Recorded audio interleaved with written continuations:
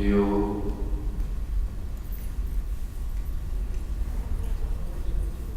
ज्ञान ध्यान किछ करना जाना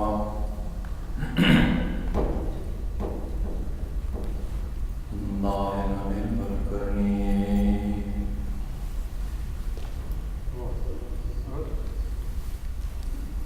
साध संगत के अंचल लाओ दिख नदी जाए तरनी साध संगत के अंचल लाओ बिखम नदी जाए तरनी सतनाम वाहिगुरु साहिब जीओ गौरी महला पंजवा अनक रसा खाए जैसे ढोर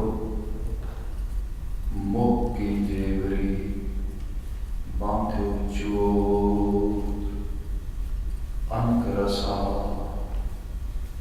खाए जैसे ढोर मुख की जेवरी बांधो चोर मृतक दे साध संग होना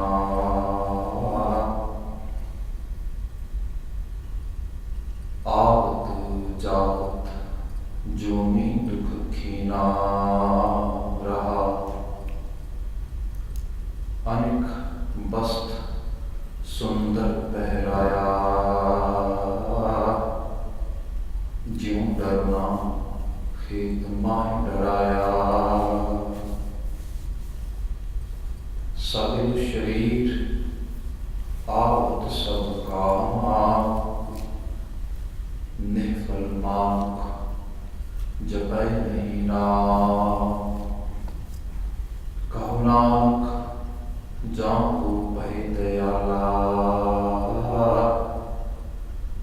साध संग मिल भजै गोपाला कहो नानक जाको भय दयाला साध संग मिल भजै गोपाला वाहिगुरु जी का खालसा वाहिगुरु जी की फतेह। अति सम्मान सत्कार योग धन गुरु ग्रंथ पातशाह जी ਅਤੇ ਗੁਰੂ ਦਰਬਾਰ ਅੰਦਰ ਜਿੰਨੇ ਕੁ ਸਰੀਰ ਅਸੀਂ ਸਭ ਬੈਠੇ ਹਾਂ ਅਜੇ ਹੁਣੇ ਹਰੀ ਰਸ ਕੀਰਤਨ ਸਭ ਕਰ ਰਹੇ ਸੀ ਸਭ ਦਾ ਬੜਾ ਧੰਨਵਾਦ ਬੜੇ ਭਾਵਮਈ ਅੰਦਾਜ਼ ਵਿੱਚ ਉਹਨਾਂ ਨੇ ਬਾਣੀ ਸਾਨੂੰ ਸਰਵਣ ਕਰਵਾਈ मुसलसल बाणी की विचार इस स्थान पर चल रही है उस विचों राग गौरी का मानक जो कि गुरु अर्जन पिता का उच्चारण किया है आप जी समकक्ष पढ़ है बचन को बहुत लमेरा नहीं मात्र 4 बंद 8 पंक्तियां का बड़िया छोट आकारी पंक्तियां ने उन्होंने गुरु आख्या राव के बंद तो विचार प्रारंभ करेंगे साहिब रहमती करते ने मृतक दे साध संग भी होना आवत जात जोनी दुख खीना गुरबाणी के अंदर जो वोकैबलरी जो वर्ड यूज किए गए हैं वो वही लफ्ज ने जिहड़े भारतीय परंपरा दे विच हज़ारां साल तो लोगों यूज करके ਧਰਮ ਦੇ ਨਾਮ ਤੇ ਭਰਮ ਵੇਚਿਆ ਜਾਂਦਾ ਸੀ। ਗੁਰੂ ਬਾਬਾ ਜੀ ਨੇ ਉਹਨਾਂ ਨੂੰ ਸਹੀ ਧਰਮ, ਸਹੀ ਸਿੱਖਿਆ ਦੇਣ ਲਈ ਯੂਜ਼ ਕੀਤਾ। ਮਗਰ ਤਰਾਸਦੀ ਇਹ ਹੈ ਕਿਉਂਕਿ ਅਲਫਾਜ਼ ਉਹ ਸਨ ਜਿਹੜੇ ਹਜ਼ਾਰਾਂ ਸਾਲਾਂ ਤੋਂ ਪੂਜਾਵਾਦ, ਪੁਜਾਰੀਵਾਦ, ਪਾਖੰਡਵਾਦ, ਭਰਮ, ਵਹਿਮ, ਦੰਭ, ਅਡੰਬਰ ਇਸ ਸਭ ਲਈ ਪਰੋਸੇ ਜਾਂਦੇ ਸੀ। ਲੇਟਲੀ ਉਹਦੀ ਇੰਟਰਪ੍ਰੀਟੇਸ਼ਨ ਉਸੇ ਤਰ੍ਹਾਂ ਦੀ ਫਿਰ ਹੋ ਗਈ ਹੈ। ਇਸ ਲਈ ਜਿਸ ਬਵੰਡਰ ਤੋਂ ਬਾਹਰ ਆਏ ਸੀ ਉਹਦੇ ਵਿੱਚ ਹੀ ਦੁਬਾਰਾ ਫਿਰ ਨਹੀਂ ਆ ਜਾ ਰਹੀ। ਬਚਨ ਜੋ ਇੱਥੇ ਆ ਰਿਹਾ ਹੈ, ਮ੍ਰਿਤਕ ਦੇ ਸਾਧ ਸੰਗ ਬਿਗੁਣਾ, ਕਿਤਨੀ ਸਪਸ਼ਟ ਪੰਕਤੀ ਹੈ, ਖਾਸ ਕਰਕੇ ਉਸ ਸ਼ਖਸ ਦੇ ਪ੍ਰਯੋਗ ਕਰਨ ਲਈ ਜਿਹੜਾ ਸਾਧਕ ਸਰੀਰ ਨੂੰ ਮੰਨਦਾ ਹੈ। ਕਮਾਲ ਉਹਦਾ ਬੈਨਰ ਲਾ ਦਿਓ ਤੁਸੀਂ ਇਹ ਵੀ ਮ੍ਰਿਤਕ ਦੇ ਸਾਧ ਸੰਗ ਬਿਗੁਣਾ, ਤੇ ਜਿਹਨੂੰ ਸਾਧ ਸੰਗ ਨਹੀਂ ਮਿਲਿਆ, ਸਾਧੂ ਭਾਵ ਸ਼ਰੀਰ ਖਾਸ ਲਿਬਾਸ ਦਾ ਧਾਰਨੀ, ਉਹ ਮ੍ਰਿਤਕ ਹੈ। ਇਸੇ ਕਿਸਮ ਦੇ ਬੈਨਰ ਲਾ ਕੇ ਲੋਕਾਂ ਨੂੰ ਜਿਹੜਾ ਹੈ ਦੰਭਵਾਦ ਦੇ ਨਾਲ ਜੋੜ ਲਿਆ ਜਾਂਦਾ ਹੈ। ਮਗਰ ਜਿਸ ਭਾਵ ਵਿੱਚ ਦੇਖਦੇ ਹਾਂ ਸਾਥ, ਅਸੀਂ ਕਹਿ ਰਹੇ ਹਾਂ ਸ਼ਬਦ ਗੁਰੂ ਹੈ ਸਾਡਾ, ਗੁਸਤਾਖੀ ਦੀ ਮਾਫੀ, ਸ਼ਬਦ ਪ੍ਰਤੀ ਸਾਡੀ ਨਾ ਤੇ ਅਹਿਸਾਸੀਅਤ ਹੈ ਉਸ ਕਿਸਮ ਦੀ, ਨਾ ਸ਼ਬਦ ਬਾਰੇ ਅਸੀਂ ਕੋਈ ਬਹੁਤ ਜ਼ਿਆਦਾ ਸੁਚੇਤ ਹਾਂ। ਸ਼ਬਦ ਦਾ ਸਹੀ ਗਿਆਨ ਭਾਸ਼ਾਈ ਪੱਖ ਤੋਂ ਬੜੀ ਡੂੰਘੀ ਤੇ ਗਹਿਰੀ ਸਮਝ ਰੱਖਣ ਤੋਂ ਬਾਅਦ ਆਉਂਦਾ ਹੈ। ਜੇ ਭਾਸ਼ਾਈ ਪੱਖ ਤੋਂ, ਲੈਂਗੁਇਸਟਿਕ ਦੇ ਪੱਖ ਤੋਂ ਸਹੀ ਨੌਲੇਜ ਨਾ ਹੋਏ, ਬੰਦਾ ਬੜੀ ਜਲਦੀ ਭੁਲੇਖਾ ਖਾ ਸਕਦਾ ਹੈ। ਇਹਨੂੰ ਤੁਸੀਂ ਪ੍ਰੈਕਟੀਕਲ ਲੈਵਲ ਤੇ ਦੇਖਦੇ ਹੋ ਜਾਂ ਤੁਸੀਂ ਖਾਸ ਕਰਕੇ ਲੀਗਲ ਟਰਮਸ ਵਿੱਚ ਦੇਖਦੇ ਹੋ, ਜਿੱਥੇ ਲਫ਼ਜ਼ਾਂ ਦੇ ਵਿੱਚ ਥੋੜੀ ਜਿਹੀ ਹੇਰ ਫੇਰ, ਗੁੰਝਲਦਾਰ ਇਸ ਕਿਸਮ ਦੀ ਬਾਤ ਹੋਏ, ਥੋੜੇ ਲੂਪ ਹੋਲਸ ਹੋਣ, ਤੇ ਕੀ ਹੁੰਦਾ ਹੈ, ਉੱਥੇ ਸਾਰਾ ਸਿਸਟਮ ਕਰਪਟ ਹੋ ਜਾਂਦਾ ਹੈ।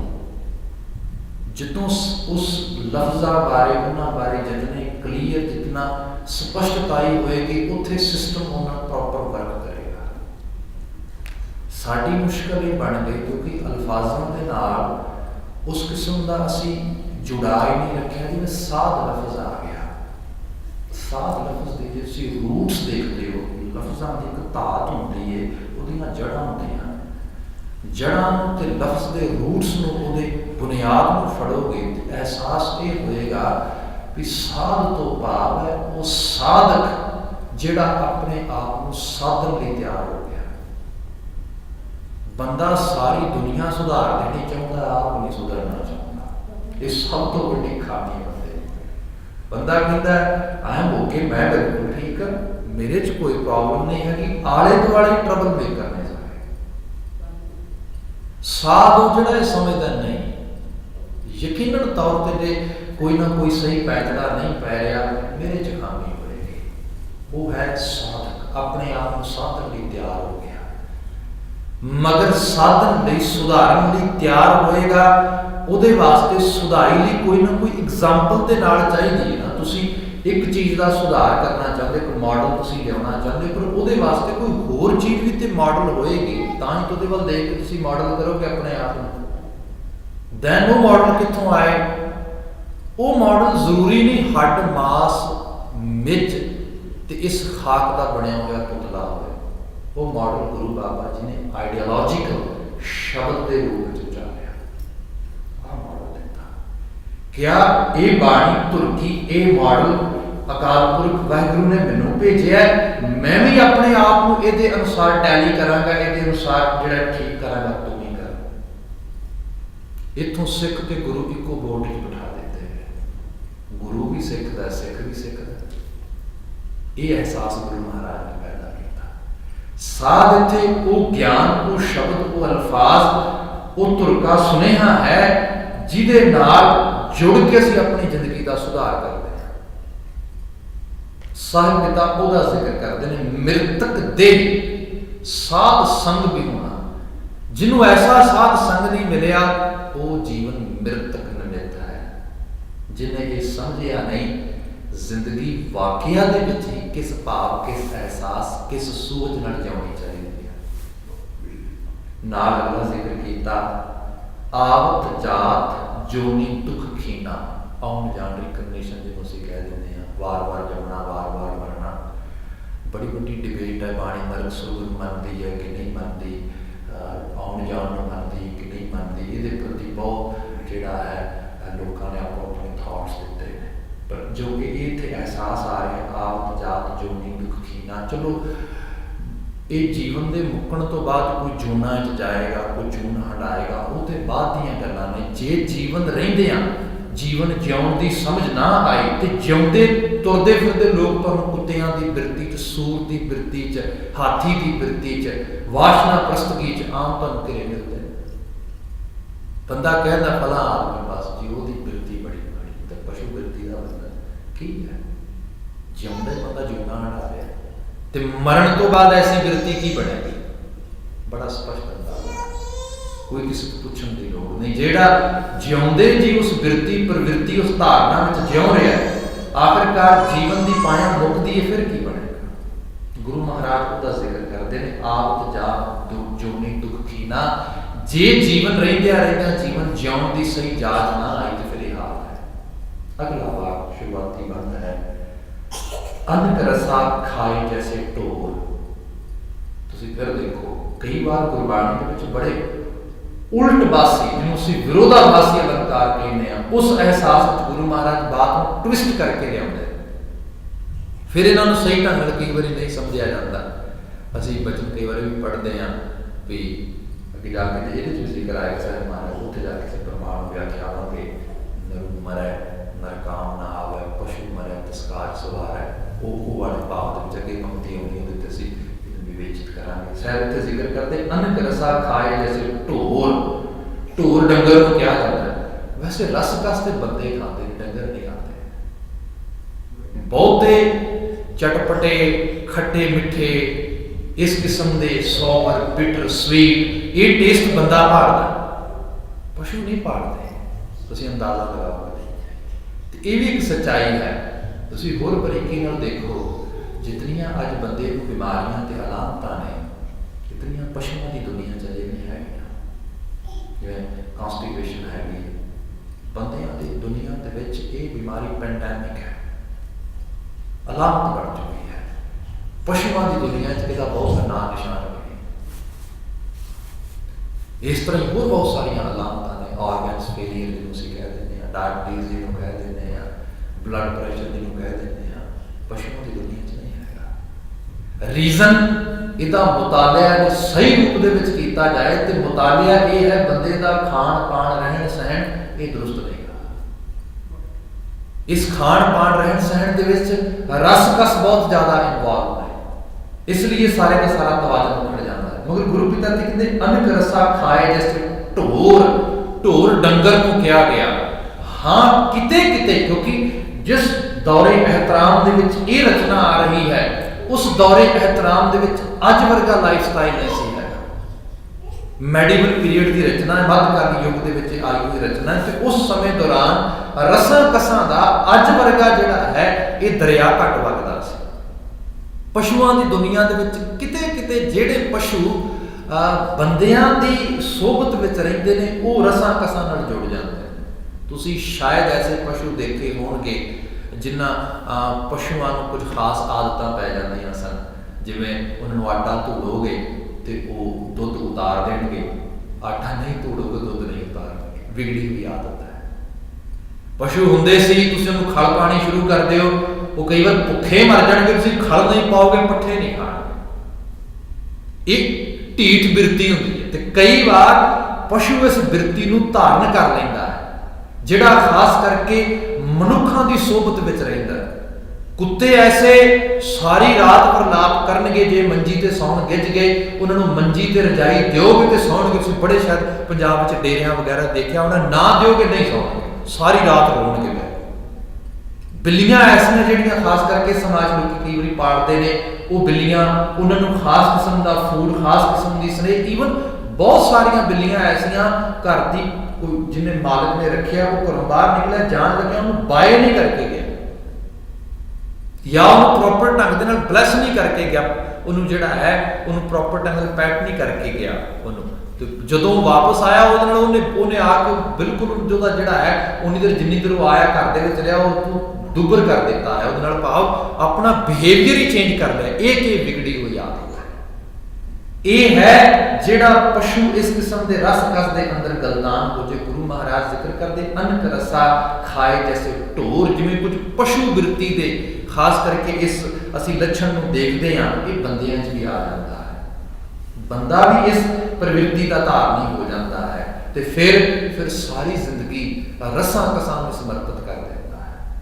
जिवें असी कम्यूनिटी लैवल ते बड़े फिक्रमंद हाँ, माफी चाहांगा बहुत साडे तुसीं फैमिली रूम्स दे विच लिविंग रूम्स दे विच बैठो, मैं सोसाइटी च विचरदा वां, साडे एक डिबेट चलदी जी पंजाब दा नास हो गया, नशे बहुत है, कैंसर आ गया, बाबे ने बड़ा बुरा हाल कर दिता।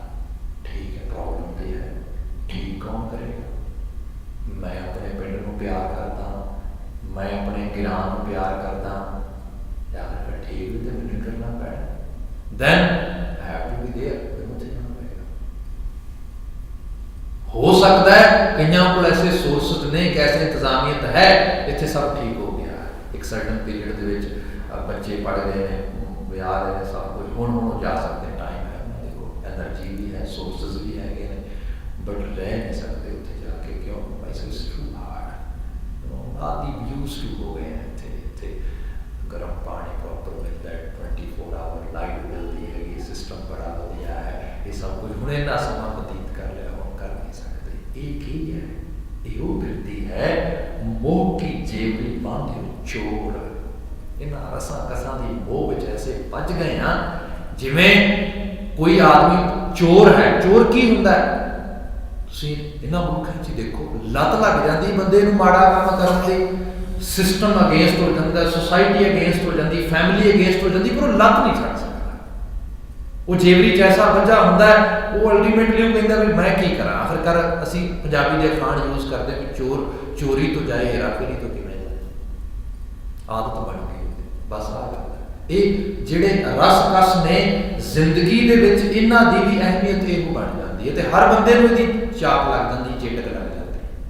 गुरदेव पिता उहदा जिक्र करते हैं, तो ये छोटियां छोटियां चीज़ां करदियां की ने, बहुती बार सानू आपा सुधारण तो जिहड़ियां रोकदियां ने, ते जो असीं कर्म कर सकते हैं सृष्टि दे विच, उहदे तो सानू बचदियां ने। अगला जिक्र किया गुरु बाबा जी ने, कहणगे अनक वस्त्र सुंदर पहराया, वस्त्र कपड़े सुंदरता, वस्त्र कज वास्ते ने जरूरी चाहिए। मैं छोटी बेनती कई बार करता हूँ, देखो लोड़ ते ख्वाहिश ये बहुत बड़ा फर्क होता है। Desire and need is a big difference. मेरी नीड है, मेरे को कपड़ा चाहिए पाने वास्ते गर्मी में सर्दी में, पर मेरी डिजायर है कि जिन्नी देर तक 10,000 का लिबास नहीं मैं पाना नहीं गा। ये बड़ा बड़ा फर्क है। जे अज पंजाब की किरसानी रूट्स उत्थे ने, साडे सुसाइड कर रही है, फा लै रही है, जहर पी के मर रहे हैं, ये सब कुछ हो रहा है। रीजन ये पिछे की है? जिन्हों लोगों ने एनालिसिस किया, इन्होंने चीज़ों को गोखिया, उन्होंने कढ़िया बड़ा बड़ा रीजन ये है कि इस समाज को विखावे की चेतक लग गई है। खास करके विवाह के ऐसे प्रोग्राम के विच जिहड़ा कपड़ा है, जरी दाज, ये चीज़ां इतना पैसा बेबहा की है, ये तबाही है। सब बंदा जिहड़ा समा, जिहड़ा सरमाया, जिहड़ी एनर्जी किसी चंगे पासे ला सकता है, वो सारा इस पासे तबाह करी जा रहा है। साउथ किवें अगे लंघ गया? उन्होंने को इतने सोर्स भी नहीं सी, इतने पंजाब के सोर्स सी, हरियाणा नॉर्दर्न जोन के सोर्स सी साडे लोगों को, क्योंकि उन्होंने सारी कंसनट्रेशन एजुकेशन ते की, उन्होंने चीज़ों ते की जिहड़ियां चीज़ां लॉन्ग लास्टिंग सीगियां। साडी कंसनट्रेशन सिर्फ विखावे ते रह गई, झूठी हुल्लड़बाजी ते रह गई, अखीर समाज गुरुदेव पिता ने जिक्र किया, अनक वस्त्र सुंदर पहराया, एक आर लिबास पा पा के बड़ा तो वितरिया समाज में सब किया, जो डरना खेत माही डराया। वध तो वध की होएगा, ਇਹੋ ਹੀ ਅਸੀਂ ਕਹਿ ਦਿਆਂਗੇ। ਅਕਸਰ ਹੁੰਦਾ ਹੈ, ਸਿਰਫ ਸਾਨੂੰ ਹੀ ਨਹੀਂ, ਇਸ ਧਰਤੀ ਦੀ ਤਾਸੀਰ ਐਸੀ ਬਣ ਗਈ ਹੈ। ਗੁਸਤਾਖੀ ਦੀ ਮਾਫੀ, ਸਾਡੇ ਮੈਨੂੰ ਬੜਾ ਡਾਢਾ ਯਾਦ ਹੈ, ਸਾਡੇ ਬਜ਼ੁਰਗ ਇੱਕ ਵਾਰੀ ਯੂਪੀ ਦਾ ਡਿਸਟ੍ਰਿਕਟ ਹੈ ਬਦਾਈ, ਅੱਜ ਨਿਊਜ਼ ਵਿੱਚ ਵੀ ਉਛਾਇਆ ਪਿਆ ਸਵੇਰ ਦਾ, ਜਿੱਥੇ ਇਸ ਕਿਸਮ ਦਾ ਘਟਨਾ ਵਾਪਰ ਗਈ।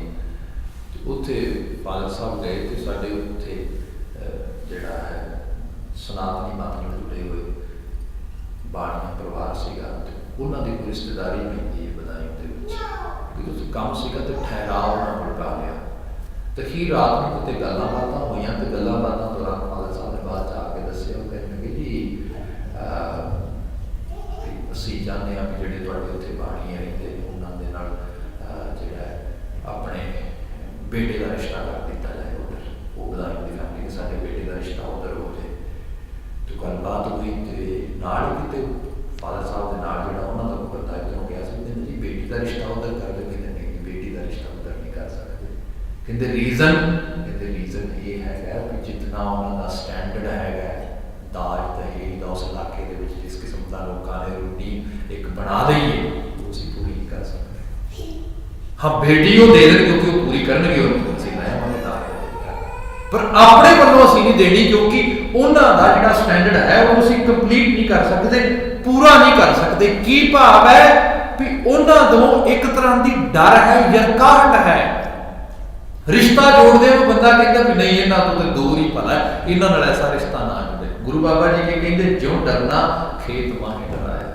ਬਹੁਤੇ ਕੱਪੜੇ ਪਾ ਪਾ ਕੇ ਅਸਲ ਵਿੱਚ ਪਰਿੰਦਿਆਂ ਵਗੈਰਾ ਨੂੰ ਡਰਾਇਆ ਜਾਂਦਾ ਸੀਗਾ, ਉਹ ਖੇਤਾਂ ਦੇ ਵਿੱਚ ਡਰਨਾ ਬਣਾ ਕੇ। ਗੁਰੂ ਮਹਾਰਾਜ ਕਹਿੰਦੇ ਜਿਹੜੇ ਐਸੇ ਸਮਾਜ ਦੇ ਲੋਕ ਹੁੰਦੇ ਨੇ, ਉਹ ਹੋਰਾਂ ਲਈ ਇੱਕ ਡਰਨੇ ਦੀ ਕਾਰਗੁਜ਼ਾਰੀ ਦਾ ਕੰਮ ਕਰਦੇ ਨੇ।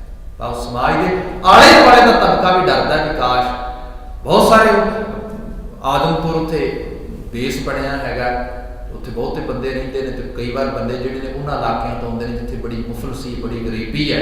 ਤੇ ਆਦਮਪੁਰ ਉਹ ਸਾਰੀ ਬੈਲਟ ਜਿਹੜੀ ਦੁਆਬ ਦੀ ਬੈਲਟ ਹੈ, NRIs ਬਹੁਤ ਰਹਿੰਦਾ ਉੱਥੇ, ਤੇ ਦੁਕਾਨਦਾਰ ਰੇਟ ਤੇ NRIs ਦੇ ਅਕੋਰਡਿੰਗਲੀ ਲਗਾਏਗਾ।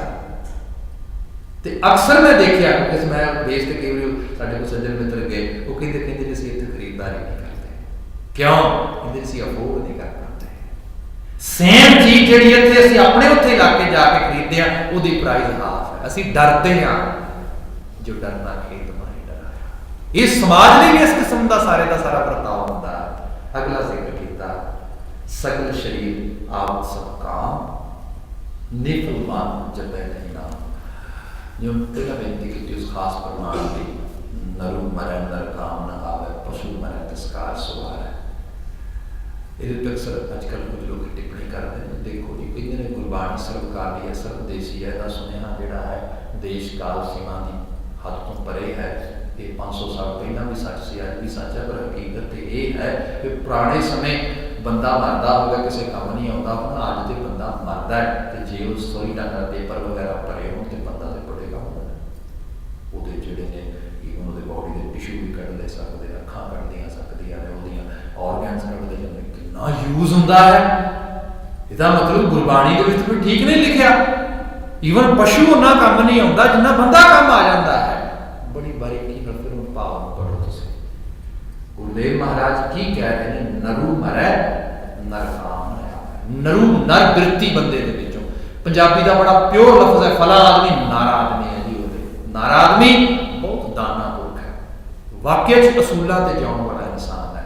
ਇਨਸਾਨ ਵਿੱਚੋਂ ਇਨਸਾਨੀਅਤ ਮਰ ਜੇ, ਇਨਸਾਨ ਕਿਸੇ ਕੰਮ ਦਾ ਨਹੀਂ, ਪਸ਼ੂਆਂ ਤੋਂ ਮਾੜਾ ਕਿਸੇ ਕਾਰਜ ਜੋ ਕਰਦੇ। ਹਾਂ ਜੇ ਕਿਤੇ ਇਨਸਾਨ ਵਿੱਚੋਂ ਪਸ਼ੂ ਬਿਰਤੀ ਮਰ ਜੇ, ਫਿਰ ਇਨਸਾਨ ਬੜੇਗਾ।